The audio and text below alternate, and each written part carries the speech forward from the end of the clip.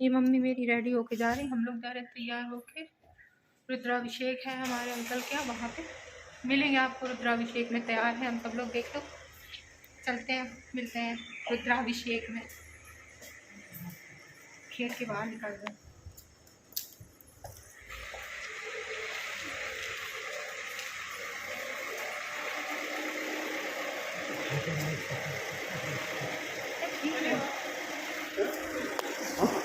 यहाँ पे हम पहुँचे थे, हमने अपनी बहन को लाइब्रेरी से लिया था।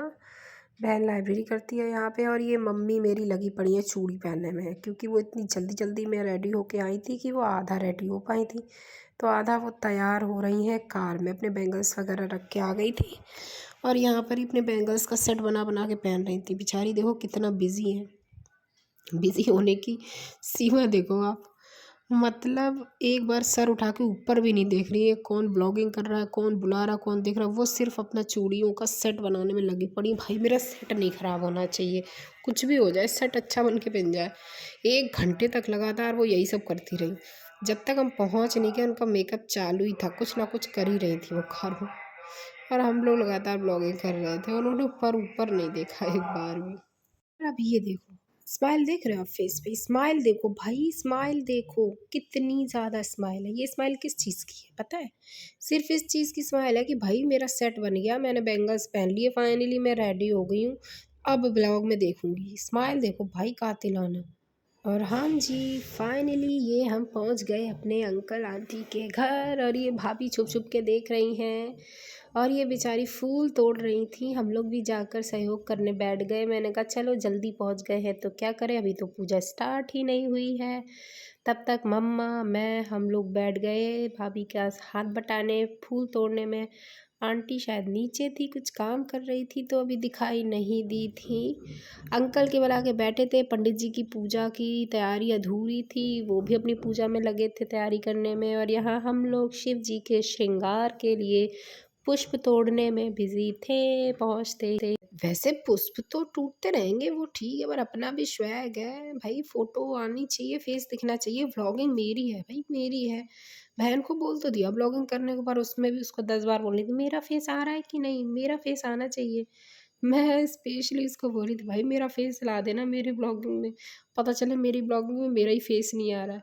तो वो कहकर उससे मैंने अच्छा जी, तो अब आया ये स्पेशल मौका जिसमें बहनों को करनी होती है भाइयों से कमाई।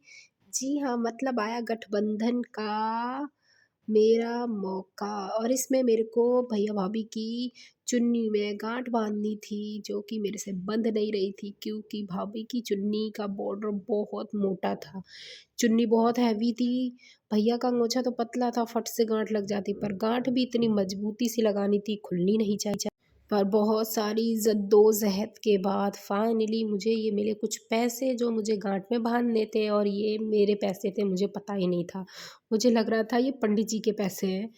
तो मैं बांध तो रही थी, बाद में पता चला ये मेरे पैसे हैं। लेकिन इस गांठ के बांधने में भाई बड़ी मशक्क़त लगी, चुन्नी के बॉर्डर इतना मोटा था ना भाई, मैं पसीने छूट गई, गांठ नहीं बांध पा रही थी मैं।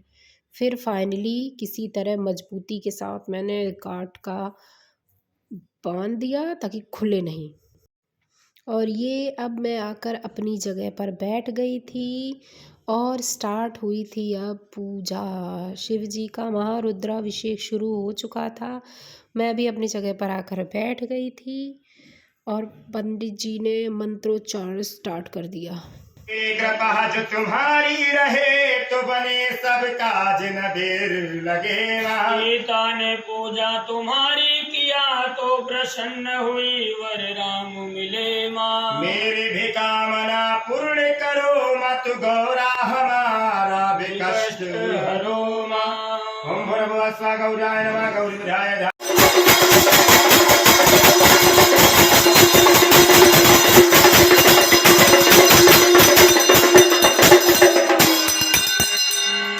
कैलाश के रहने वाले, कैलाश के रहने वाले, हिमगिरी पे रहने वाले, कैलाश के रहने वाले, हिमगिरी पे रहने वाले,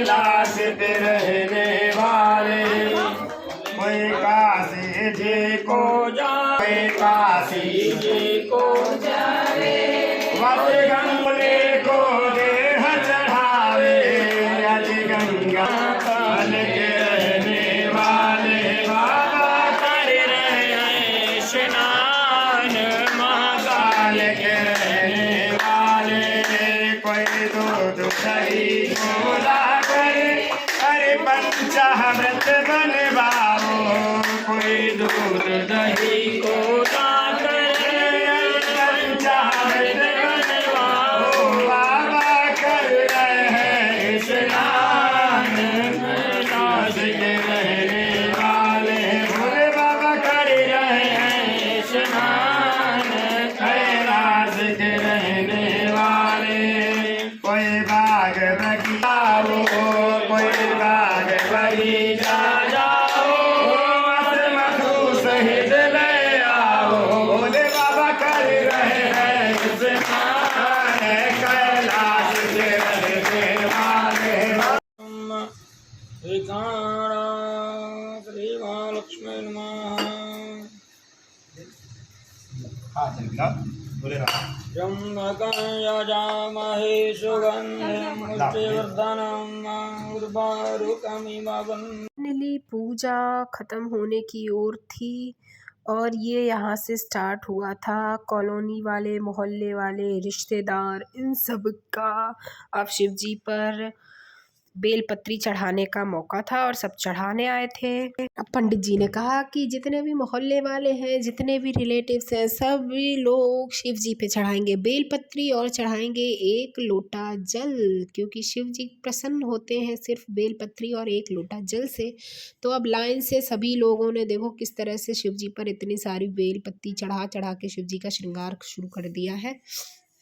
और ये थे हम समापन की ओर। एट लास्ट शिव जी को दुग्ध चढ़ाकर उनका अभिषेक किया गया और बस फाइनली इसी के साथ में आज की ये रुद्राभिषेक की पूजा हमारी ख़त्म हुई और हम सभी ने फिर रात में बढ़िया शिव जी का प्रसाद भोग ग्रहण किया और फिर हम आ गए सब अपने अपने घरों को। तो थैंक यू। आज का ब्लॉग यही ख़त्म करती हूँ। बाय।